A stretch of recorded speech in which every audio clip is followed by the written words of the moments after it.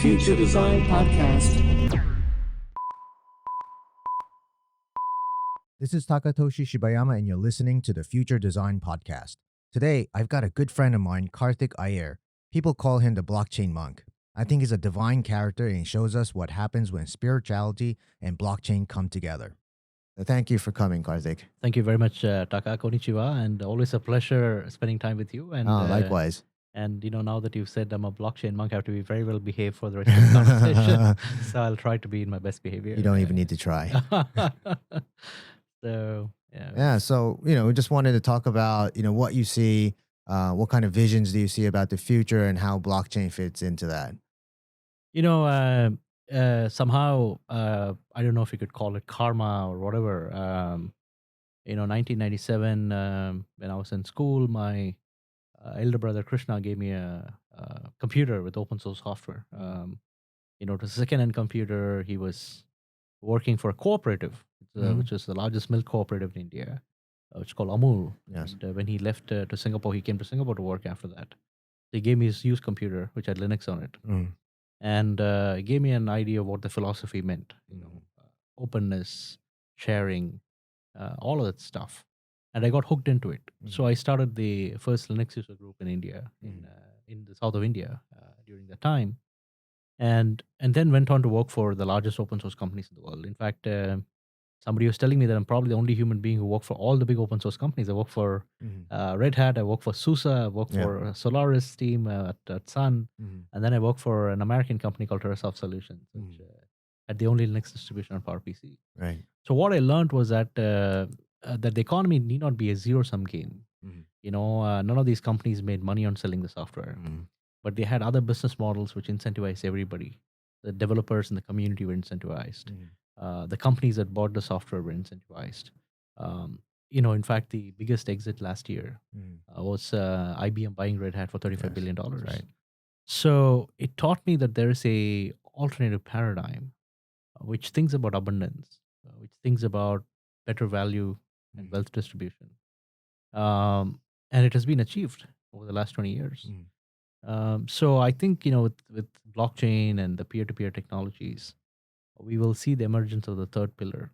So I like to call it the third pillar. So what I mean by that is that in the last 1,000 years of human history, the first pillar were the kings. The kings were the ones who organized economic activity. In fact, the Qin Emperor in China fought against all the warring tribes, united them. It became the first modern republic as we know it, and it became so powerful because they could collect taxes, organize the armies, get very large armies, and all the other countries next door had to come to a very similar structure because they had to defend themselves. So what happened was that became the first pillar. And during the colonial era, when the British came to Asia for trade, they realized that they could rule these countries and they wanted to have large armies. But the queen herself didn't want to send her army. So for the first time, the colonization work was given to a third-party enterprise. So the British East India Company became the first private enterprise. Right. And they realized that they were very efficient. They reduced transaction costs. They could create economies of scale and all that stuff. And that became the second pillar today. So we have private enterprises. But the challenge is that today we have 2 billion people, without access to banking. We have 4 billion people who are under the bottom of the pyramid. So the first 2 pillars have not been able to cater. They have created a tremendous prosperity, wealth, and everything else. And we should be grateful to our countries and our private institutions for doing that. But the trickle-down effect, that the idea that the value gets distributed at the bottom of the pyramid, has not been very successful. So the third pillar is what I call as the peer-to-peer pillar, which is where, the story of, human origins, where people lived in tribes. Yeah. And it's going back to that. There are all these communities that we see in the blockchain world. And each community is passionate. There are the green warriors who are trying to, create a carbon trading and carbon credits and incentivize green behavior with blockchain. And then you have the art guys, who want to get empower the common artists by giving them a voice, by giving them prosperity, by tokenizing the art and all that stuff. Yes. So it is going back to the roots of the human story, where people take care of themselves. And that can be done with the help of blockchain. I see that's going to be a very interesting future for us. Yeah, definitely. The origin of Bitcoin was exactly that, right? Exactly. People were fed up with how the governments were controlling money, and on a snap of their fingers they can create inflation, deflation, and everybody was just subject to that, and they just had to follow. And with the Lehman crisis, and everybody having a strong resentment against the establishment of the banks.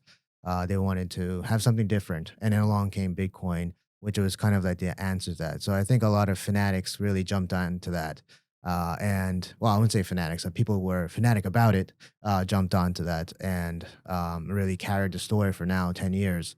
And I really, and part of me was like, yes, I believe in that too. And it's not about governments trying to support us, even though we're all generally living in a democratic society.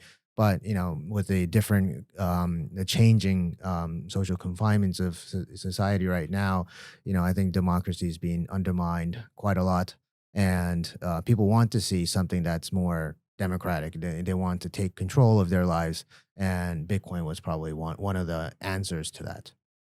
No, absolutely. I mean, there's Einstein's third law of motion, right? Mm, So Newton's third law of motion, which that is every action is an equal opposite reaction. mm, So Bitcoin came about because it was a reaction to what happened 2008, when you no longer have control over the future of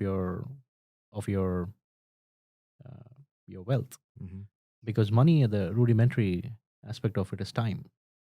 Human being is 24 hours a day. We go work in the you know computers, or we go work in the field. We cannot be everywhere. We cannot be producing in the field and then cooking our food at home and growing vegetables and also working on the computer. yeah. So money was created as a way to sort of exchange value Mm, and store time, mhm, because you create surplus money, you could use it at a time when you're not well, or when you grow mm, old, or whatever.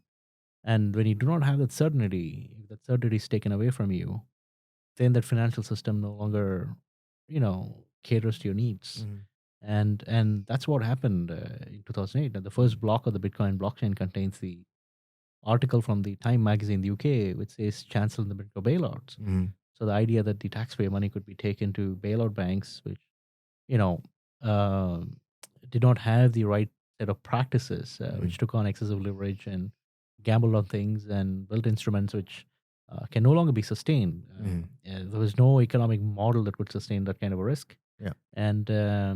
and so it was a lack of transparency as well. So there are two types of people in the blockchain space. The first is the anarchists, Yeah. the crypto anarchists, and second is the practical folks like me. I mean, I love my governments. I'm Yeah. a huge fan of governments. I'm a huge fan of organizational structure. I'm grateful to some of the governments that I've lived in. I've lived in Norway. I've lived in India. Sometime here in Singapore. I visit the United States quite often.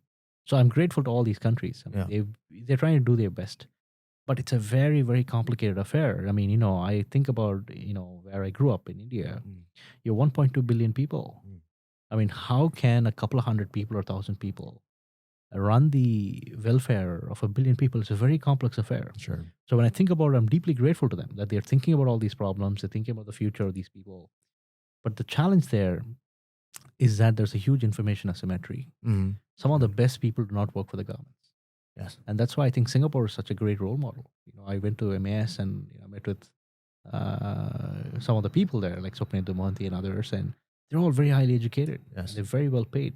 Yeah. In Singapore, it's one of the few countries where you actually want to go and work for the government because they pay very Yeah. high It's true. salaries. And a lot of smart people work for that government. Exactly. And so I think one of the ways to create participative democracies through blockchain, I mean, where you could have, for every issue, you could have voting, Mhm, and that votes can be recorded on the blockchain, made open, transparent, all that stuff. mhm, And I think we need to go into it because the common masses are no longer common masses. yeah. The internet has basically leveled the playing field. Mm, Everybody's got access to information. mm, And I think at least some of the critical issues when it comes to economy and politics and the direction of the people, yeah.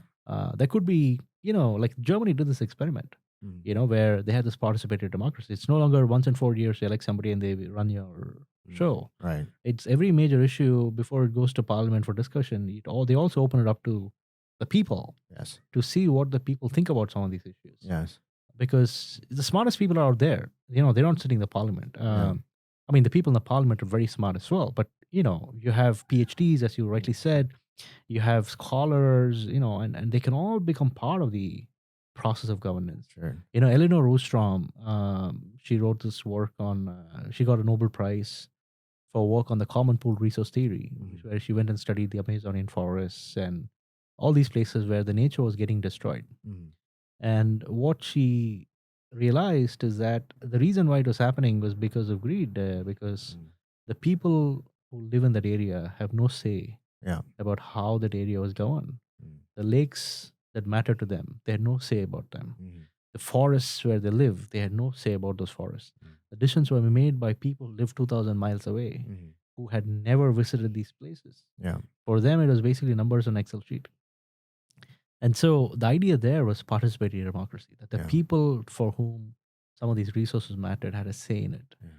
It need not be the final say, but taking stock of what these people would think about would make sense, because to them these things mattered the most. Yeah. It was their livelihood at the end of the day. Yes. So those are things that can be done very efficiently with the blockchain, and so I think these are very powerful tools that have been given to us, and we really have to evolve. I mean, wherever I go, I see tremendous amounts of dissatisfaction. I was recently in Paris, where I was just walking on the streets. I suddenly saw these LOS walking by, a lot of young, smart French youth, very unhappy with their governments. I was recently invited to Hong Kong, and then I saw the black shirts Sure. protesting. So all of this is a reaction to governments perhaps not allowing or taking heed of what everybody is thinking about. Yeah. And this blockchain voting based system or participatory democracy could potentially be one of the ways forward. For some of these governments. Sure. I mean, now, national politics is not only about national politics anymore, right? Because our lives are so, kind of spread out globally now. Right. Your job, you might be competing for the same job for people who might be living in, halfway around the world. Right. And this whole, industrial age globalization has completely changed how society is, how it's constructed. Correct.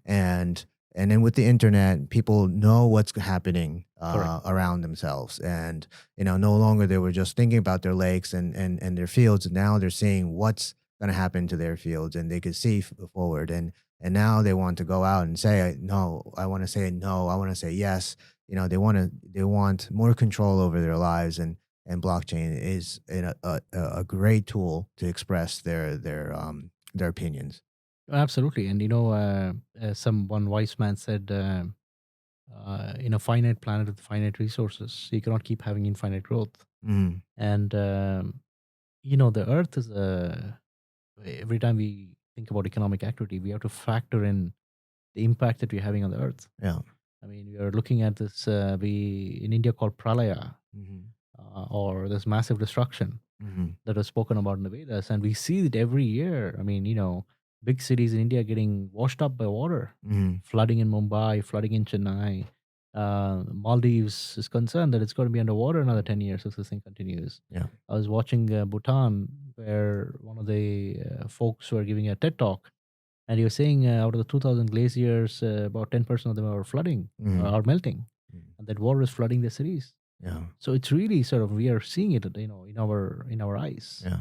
And it's not a linear progression; it's geometric progression. We are in the exponential, which basically means that it's this cognitive dissonance that we have, the denial mode that we are in, that we'll end up destroying ourselves in the next 20, 30 years if we do not act. Yeah. And so this blockchain, green behavior, green incentives, etc., produces new types of economies, new types of value, which factors in the impact that we have on the planet, like carbon trading. Our friend from Crypto Profile, Charles, he wanted to start a company called Greenbit, which will basically incentivize people to do green behavior using the token. Right. You go plant a tree, you get paid for it in the token. Right. You reduce your carbon footprint by walking or cycling, you get incentivized for it. So those kind of things. I mean, I don't have the time to go and plant a tree every day, but I could pay somebody to go and do it because I care about the planet. Yeah. But today we don't even have, platforms to do it. I mean, there are a lot of unemployed people. who care about nature and stuff like that. Mhm. This could potentially be a business for them, where they Mhm. could find a place out in the wilderness, create green cover Mhm. by planting trees, taking care of those trees, and we'd be happy to pay for it. I mean, like, what are small money that we could afford? Like, let's say Mhm. $5 or whatever. Right. Uh, but then that has a direct impact, and Yeah. you feel good about it. Mm. And a lot of people are waking up today who want to see systems like that. Mm. Yeah. I mean, the donation systems or the NGOs or the NPOs, we put our money into them and we don't really know, what that money is used for. And it's Right. actually, going to the places that we wanted to go. And I think, blockchain can also help with that, right? Absolutely. I mean, it's all about accountability, auditability, and all that stuff. You want to see, you can actually trace the whole supply chain, from the Mm. $5 that you spend, how has it trickled down to Mhm. the planting of the tree and who Mhm. did it and all that stuff, provenance and Mm. all of that. And it's no longer a black hole where, Mhm. you give $5 and then you don't know what happened. Yeah. So I think blockchains is a phenomenal technology that way, Mm. especially public blockchains that are run by millions of people around the world, Mm. where it becomes very hard to fake some of these things. Sure. So there are tons of use cases, and I hope we'll start looking at these interesting applications Yeah. coming out. Yeah. I mean, initially, in 2016, 17, we saw a lot of these ICOs and trying to people crowdfund their businesses, maybe because they couldn't go to VCs and raise money, or maybe they just didn't want to dilute their equity. We've seen, get good actors and bad actors. And I think, it just kind of stained the industry a little bit. And, I think you're in the forefront out there trying to make this industry as clean as possible, which I really respect. But how can we make this, movement more positive for society? Because that's what we all care about, right? I mean, technology is just a technology. It depends on the person who actually uses it that determines the fate of that technology. So how can we make this technology something that people we want to learn about and want to apply it to their organizations or their businesses? I mean, one of the positive things is, very highly educated, highly experienced, smart people like you are becoming part of the community, and what you're trying to do, which is to organize the community, have these events. I mean, the blockchain center that you run, I think is a wonderful Thank you. exercise, and it's a great contribution to the blockchain and evolution of blockchain. So when I got into blockchain 2009, 2010, some of the first events I went to in Scandinavia, most of the people who came were computer scientists, geeks, Right. economists. Um, Around 2016, 17, the whole mania happened, ICO Mm. mania, Yeah. and got hijacked by scammers, spammers. All the unemployed people got in, and we saw destruction. Right, I Yeah. mean, almost 80% of the tokens have gone to zero, Sure. and some of the very established tokens have also devalued. Yeah. So one of the lessons I learned in life, I mean, as they say, light enters your body, your soul through pain. Hmm. If there's no pain, there is no light. Right. Um, I started a company in India way back, and an artificial intelligence company, and we went broke. Hmm. I lost all my money. All my credit cards got maxed out, Hmm. and we somehow wanted to make it. So that kind of struggle teaches you discipline. Some of these projects have been funded to the hilt. Hmm. I mean, they've been overfunded. They've raised billions of, some of them Sure. are millions of dollars, some of them billions of dollars. There is no incentive for these guys to build anything. Yeah. So this is a huge problem in our industry, Hmm. that unqualified, underqualified entrepreneurs, first-time entrepreneurs, people with not so good intentions Hmm. who wanted to ride the wave have gotten in. Yeah. They raise crazy amounts of money. Now they don't know what to do. Yeah. They don't want to let other people, experts, into Hmm. their companies to Sure. help them out. So what's happened is that the investors themselves have no rights because the token doesn't give you any right. Yeah. So now most of them have gone to zero, and some of them who are trying to do something are doing all the wrong things. Hmm. So the biggest problem right now, none of these guys have any adoption. Hmm. They build some product, that product is unusable. They don't understand what the problems blockchain solves. Um, and so what it has done is that it has created a very bad name for the industry. If you work in this industry, people don't respect you when you go out there. And the old guys like us, you're looking at this and thinking, what can we do? Yeah. So, I mean, we do a lot of pro bono stuff where we give free advice Yes. and all of that. And yes, I mean, every day, 5, 6 meetings, I meet with some of these guys because I keep telling them this. It's not just destroying their own companies, but the whole ecosystem per se.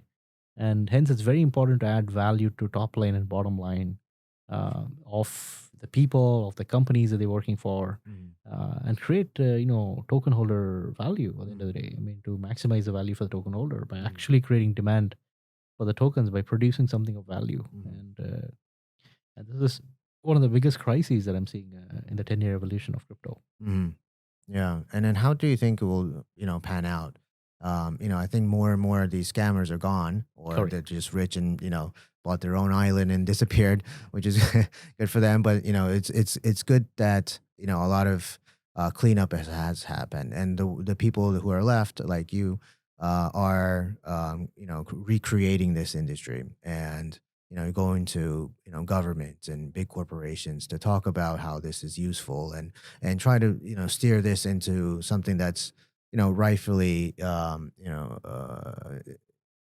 useful for society, right? Donations. You spoke about donations. Talked about green projects that you can fund. Also, voting systems. I mean, what are the other great use cases that you think that blockchain can propel us into the future?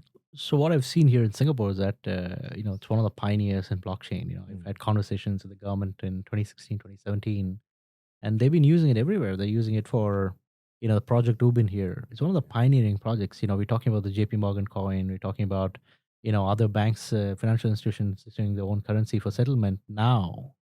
But Singapore went into it in 2017, Yeah. 2016, 16, 17. So I think these are all excellent use cases. The Indian government, the government of Andhra Pradesh pioneered the land records project, putting the land records on the blockchain. So you no longer have to go produce physical records. You no longer have to go to the government offices.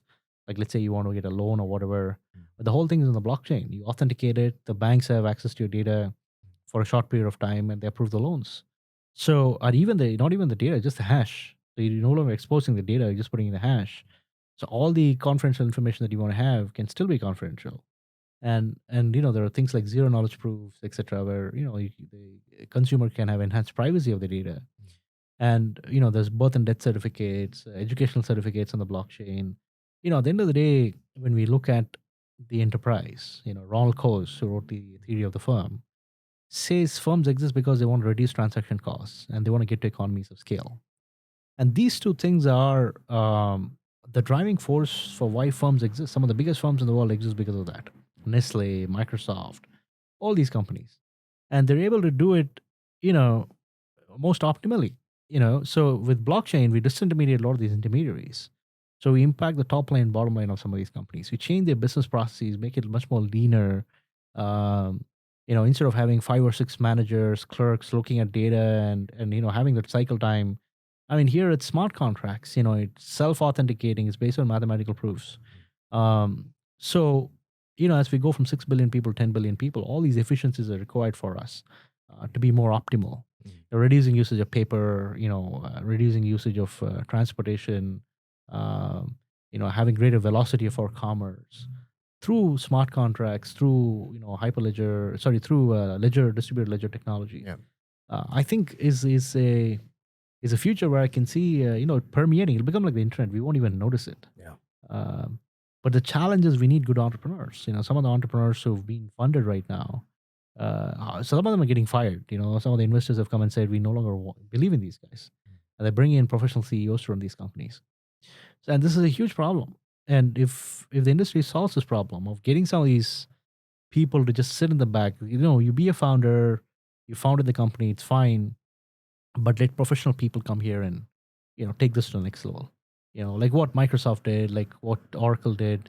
They brought in professional CEOs. And so this industry is going to require a lot of that stuff. Yeah. I mean, obviously, the startup scene generally is a very young scene with a lot of people that are inexperienced. And with blockchain, I mean, it is a concept where you bring in various organizations to create like a consortium just like the trade lens, where Maersk is trying to bring in other rivals into in the supply chain and create basically a trade lens where you could see all the transactions happening in the supply chain. And for a young entrepreneur that has no experience in the big corporates, that doesn't have connections there, and trying to go out there and convince big titan companies to come on board is a really difficult task. And I think that yes, you probably need some people with experience, maybe they don't need to fire the young entrepreneur, but maybe with the help of these Correct. gray hair people, then they could start to bring in these consortiums together. Which is why I think it's fantastic to have people like you, Taka, because you've spent so many years in the industry, in the banking industry, Mm. and you've moved here, and you're able to see some of these things. Yeah. And we need more people like you to come here and create these companies to Mm. actually add value to top line, bottom line, because Mm. the banks themselves don't understand the value of it. The payments banks that have come in, there's Facebook launching Libra. Massive disruption is underway. Yeah. I call it the dance of Shiva. Shiva is the god of destruction in Yes. India, and he takes a form of called Nataraja, which is a representation of simultaneous creation and destruction of matter in the world. In fact, the biggest Nataraja statue is in CERN in Geneva, the particle accelerator, where Yeah. particles are destroyed and energy is released and all that stuff. And this is the cycle of economies as well. I mean, without destruction, there is no creation. And traditional business models, like what the internet did to print media and all the other industries, it created massive value. Although they destroyed traditional industries and brought in new industries.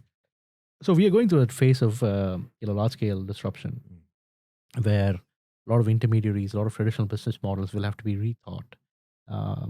Financial institutions like banks, insurance companies. We saw InsurePal, fully disintermediated insurance on the blockchain through smart contracts. So, I mean, these are the interesting business models that we will see. And we have to understand that Ethereum was launched in 2015, and we are in 2019. It's only 4 or 5 years. Yeah. So it's still like the 1991, 1992 of the internet. I mean, we still have 5, 6, 7 years to go. But that's what, we all say in the industry, that one day in the blockchain was like 100 days in the normal world. There's so much happening. Sure. Sure. Yeah. And well, blockchain aside, I mean, do you think there is a future for cryptocurrencies as well? So there is Bitcoin. You mentioned all these payment coins that were created by big investment banks. Facebook is coming out with their Libra. What is the future with these cryptocurrencies?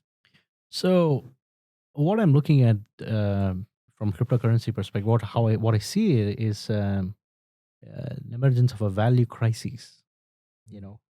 Um, this whole cryptocurrency revolution has made people ask, what is value? And do the current monetary systems in the world, do they capture value in a meaningful manner? And the answer to that perhaps is not no. We do not have a fully efficient financial system today. A human being has so many dimensions of value. Sure. There is cultural capital, there is knowledge capital, there is reputational capital. There are so many dimensions of capital, and they're not meaningfully captured today. I mean, they only have unitary store of value. Sure. And so all these different types of value can be created using cryptocurrencies. Like, for example, I could bet on a guy who's in Harvard. He can create his own sovereign currency, and I could buy that currency. And as he grows and profits and becomes a senior professional, the value of the token will go up. He could finance his own education. He could do a startup. So it's and people launch their own currencies, and their currencies they will exchange currencies with each other. All different types of value can be captured. As we were talking about, the Earth is a living entity. Yes. And we've been sort of plundering it. So the idea that the Earth is a finite resource, so nourishing the Earth, there's value in it because we all live in this Earth. So, and that could be currency for it. So all these different monetary systems, all these different value regimes can interact with each other. And I mean, we are evolving, right? I mean, modern science is only 100 years old. The Wright brothers flew in 1904, and we are in 2019 thinking that we are a very advanced society. Yeah. And so Yeah. we've got a long way to go. But to Yeah. get there, really have to figure out, we Yes. need to get into this paradigm of abundance. Yeah. We need to treat nature properly. We have to create, protocols of dealing with different cultures. Um, and all of these things can be done, if we start believing in these values, because at the end of the day, money is belief. If I believe in a certain currency and I start buying it, the demand for the currency goes up and the price of the currency goes up. In the same way, if you believe in these values, you know, I think a big revolution will happen. That's what we're seeing through cryptocurrencies. Facebook Libra is a very interesting case. A lot of people have been bashing Libra, but I see it as a very interesting use case for what could potentially be done. Mhm. Um, I mean, Facebook has spent a lot of time, effort, and money in building this global network of 2 billion people on the Sure. network. And some of the 2 billion do not have access to banking, financial services. The first two pillars haven't been able to cater to them, which are the governments and the private institutions. Mhm. So Facebook is trying to do this effort by, creating a cryptocurrency, but also getting the community involved, Mhm. because the end mile person will have to be from the community. Like, let's say a small store in a local village, which will take your money and give them crypto. Mhm. So they're trying to create this global community of, crypto people, which will help these people to, frog leap. I mean, I was Mhm. talking in the talk yesterday evening about Hernando Soto on the mystery of capital. Mhm. That a lot of these people have access to resources like cattle, like land, but they're not formally recognized. Mhm. So if you can tokenize that and create a system, because they're being, taken advantage of by loan sharks in this Sure. underground economy, which is believed to be about 10, $20 trillion in Asia alone. Mhm. So if you're able to build a meaningful financial system with very low transaction costs, with massive economies of scale, then we could do a lot of these things. We can build applications on top of it. In the Move programming language, I can create derivative products. We can tokenize cattle. We can tokenize crop. Mhm. We can provide access to loans, and basically, enhance their livelihood. And that's what it's all about. I mean, uh, money exists to serve us. Sure. It's not the other way around. Mhm. Definitely. And I think that's what crypto will help us do. No, I mean the way you see value, and you said it in the beginning, is that there's so many ways that there is value in this world, and only productivity is measured in like world currencies today, right? But the world right now is not focused, or with these emerging new technologies. Productivity is not really the source of value in the future. It's going to be something different, and I believe that because the works of even blockchain or AI, I mean, their productivity level is so much higher than human beings that no longer are we going to be working to enhance productivity and being paid for it, right? So you have to find a different way that we can monetize, things that we have, whether it's our creativity or I don't know, social, connections towards people, and that is actually going to be our value going forward, and I think, with the use of blockchain or cryptocurrency, then you can kind of create that in a way so that you can maybe crowdfund your value or even monetize it in that way. And you mentioned that there is a different future where we can create that going forward, and I really like that idea. Um, yeah, so I think Absolutely. yeah, and I think in terms of like the Libra, yes, you mentioned about the unbanked and how they can get access to financial products that they can monetize some of the other things that they have rather than they themselves. And I believe that. I mean, it's a sociological problem that they're facing. It's not about just bank accounts that they don't have, right? And giving them a Facebook account or a WhatsApp account doesn't really solve all those, right? But it is also a necessary tool for them to have access to the further services that they can get, beyond that. And what I think the industry needs to create is more services that are based on these technologies that can create an ecosystem around them so that they can lift them out of poverty. Absolutely, absolutely, and I think a lot of local entrepreneurs will start making money out of it. A Hmm. lot of innovators will build Hmm. applications on top of it. So, I mean, at the end of the day, Abraham Maslow talks about this idea of self-actualization.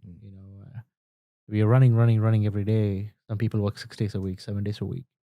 what's the point of it all? I'm reminded by this quote from the Bhagavad Gita. It says, Vasamasi jirnani yada vihaya, and goes on like that. The whole idea of the quote is that, like how we wear clothes and then wear new clothes and wash off the old clothes.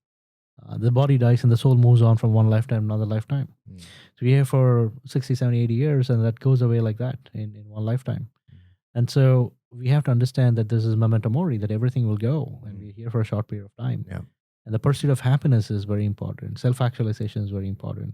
You've got to be able to do what you want to do. I mean, we no longer have to live in the paradigm of scarcity.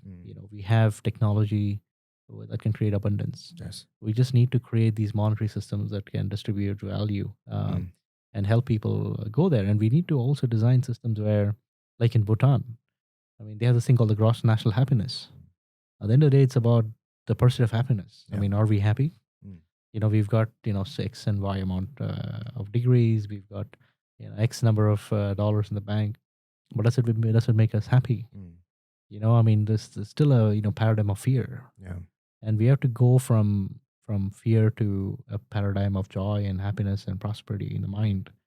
And I think that's the ultimate goal, to go deep within ourselves and to disconnect from all of these, unreal things.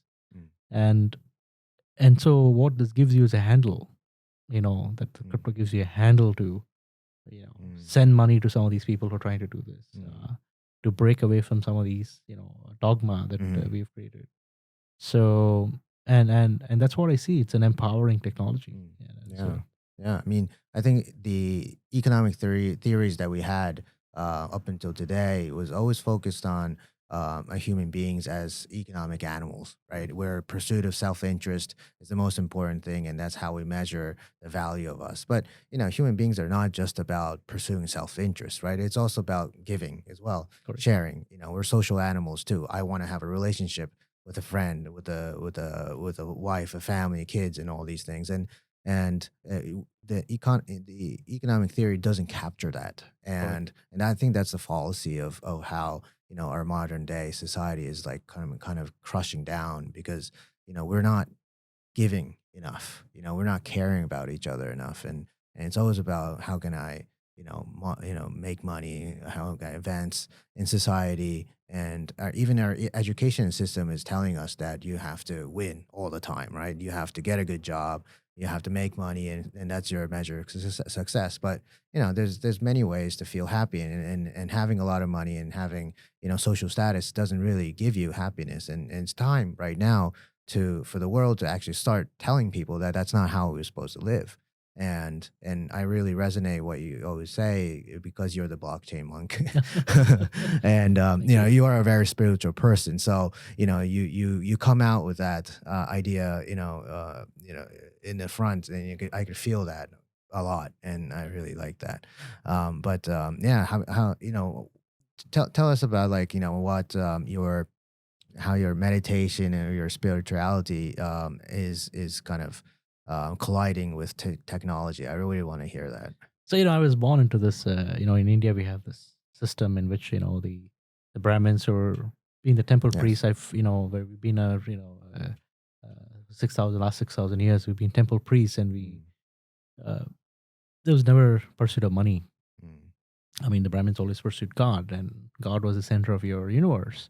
And they're always very poor. And so you see I'm the poorest crypto guy here because of that, because crypto was never about money. It was about social change, and it was all about technological change, innovation, all those things. But what it helps you to do is to go deep within yourselves. And we understand that we're not the body. We are, beyond this. We always exist, and we'll always exist. It's just this spiritual thing called the soul having this human experience in this lifetime.